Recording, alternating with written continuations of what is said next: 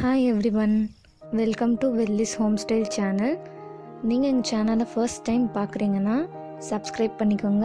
Subscribe பண்ணிவிட்டு பக்கத்தில் இருக்க பெல் ஐக்கானை ப்ரெஸ் பண்ணிக்கோங்க. அப்போ தான் இன்ஸ்டண்ட்டாக நாங்கள் போடுற வீடியோஸ்க்கு நோட்டிஃபிகேஷன் காட்டும். இந்த வீடியோவில் நாம் பார்க்க போகிற ரெசிபி பிரெட் உப்மா. வாங்க எப்படி பண்ணுறதுன்னு பார்க்கலாம். ஃபஸ்ட்டு ஒரு பேன் எடுத்துக்கோங்க. அந்த பேன் ஹீட் ஆனதும் அதில் 2 டேபிள் ஸ்பூன் எண்ணெய் ஊற்றிக்கோங்க.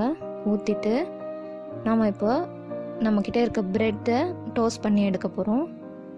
உங்களுக்கு வேணும்னா நீங்கள் அதில் சைட்ஸ் கட் பண்ணி ஆட் பண்ணிக்கலாம். இல்லை உங்களுக்கு ப்ரெட் சைட்ஸ் வந்து உங்களுக்கு பிடிக்கும்னா நீங்கள் அப்படியே கூட கட் பண்ணாமல் டோஸ்ட் பண்ணி எடுத்துக்கலாம். நாங்கள் இங்கே கட் பண்ணி ஆட் பண்ணியிருக்கோம். ரொம்ப கிறிஸ்பியாக ஃப்ரை பண்ணணுன்னு அவசியம் இல்லை. ஜஸ்ட்டு நார்மலாக டோஸ்ட் ஆனால் போதும். ஒரு 5 மினிட்ஸ்க்கு அப்புறமா அடுத்த சைடுக்கு திருப்பி போடணும்.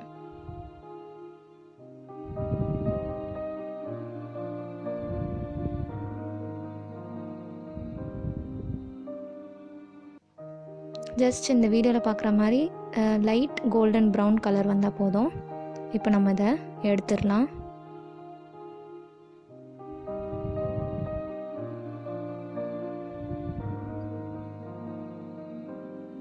இப்போ நம்ம டோஸ்ட் பண்ண ப்ரெட்டை குட்டி குட்டி பீசஸாக நம்ம கட் பண்ணி எடுத்துக்கலாம்.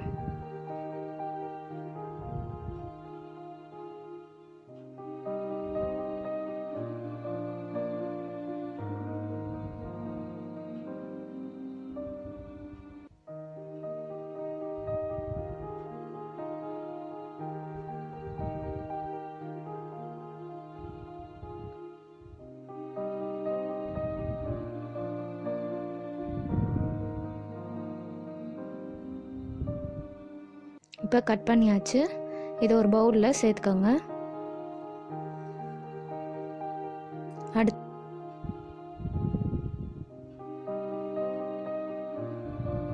நம்ம அடுத்த ஸ்டெப்பாக நம்ம முன்னாடியே ஹீட் பண்ணி எடுத்து வச்ச பேனில் திரும்ப ஒரு 2 டேபிள் ஸ்பூன் எண்ணெய் ஊற்றிக்கணும். ஊற்றிட்டு எண்ணெய் நல்லா ஹீட் ஆனதுக்கப்புறமா இப்போ நம்ம இதில் 1/2 டீஸ்பூன் சீரகம் சேர்த்துக்க போகிறோம். சீரகம் நல்லா பொரிஞ்சதுக்கப்புறமா இப்போ நம்ம இதில் பொடியாக நறுக்கின வெங்காயத்தை இதில் சேர்க்க போகிறோம். சேர்த்துட்டு அது நல்லா வதக்கணும்.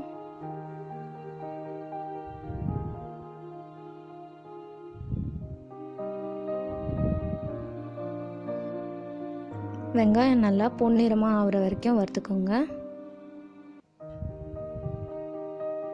இப்போ வெங்காயம் வதங்கிடுச்சு.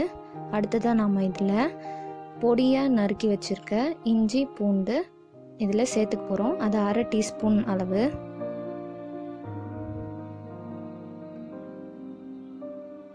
நல்லா கலந்து விட்டுங்க. இது வதங்கினதுக்கப்புறமா நாம் இதில் தக்காளி சேர்க்க போகிறோம். நான் இங்கே ஒரு தக்காளி பொடியாக நறுக்குனது சேர்க்குறேன்.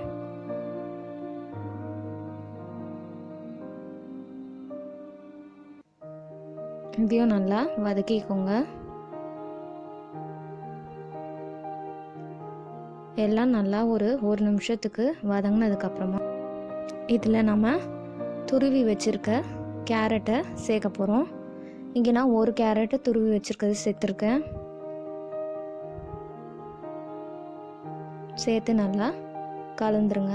கலந்துட்டு அதையும் நல்லா வதக்கணும்.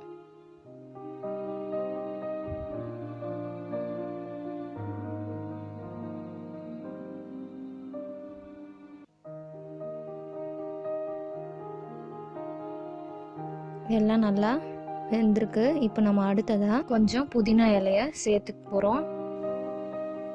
அதையும் சேர்த்து நல்லா கலந்து விட்டுக்கோங்க. நல்லா கலந்து எல்லாம் ஒன்றா சேர்ந்ததுக்கப்புறமா இதில் நாம் மசாலா சேர்க்க போகிறோம். ஃபஸ்ட்டு 1/4 டேபிள் ஸ்பூன் மஞ்சள் தூள், அடுத்ததாக 1 டேபிள் ஸ்பூன் மிளகாய் தூள் சேர்த்துருக்கேன். உங்களுக்கு காரம் அதிகமாக வேணும்னா நீங்கள் 1/2 டீஸ்பூன் கூட சேர்த்துக்கலாம். உப்பு தேவையான அளவு, கரம் மசாலா 1/2 டேபிள் ஸ்பூன். இதெல்லாம் நல்லா சேர்த்துட்டு நல்லா கலந்து விட்டுருங்க. நல்லா வதங்கணும் மசாலா இதில். ஏன்னா நம்ம இதில் வந்து தண்ணி சேர்க்க போகிறதில்ல, நம்ம அப்படியே தான் வதக்க போகிறோம். அதனால நீங்கள் அடி பிடிக்காத மாதிரி இது நல்லா கலந்து விட்டுட்டே இருங்க. மசாலாலாம் நல்லா குக் ஆகிருக்கு. நம்ம கட் பண்ணி வச்சுருக்க ப்ரெட்டை இதில் சேர்க்க போகிறோம். சேர்த்ததுக்கப்புறமா நல்லா கலந்துட்டு ஒரு நிமிஷம் போல் இது அப்படியே வேக விடுங்க.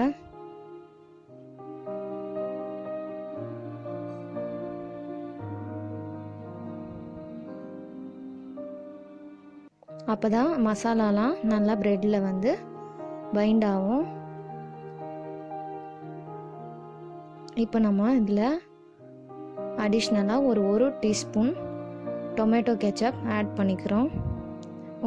இது ஒரு அடிஷ்னல் ஃப்ளேவர் கொடுக்கும் இந்த ரெசிபிக்கு. சேர்த்துட்டு நல்லா கலந்து விட்டுருங்க.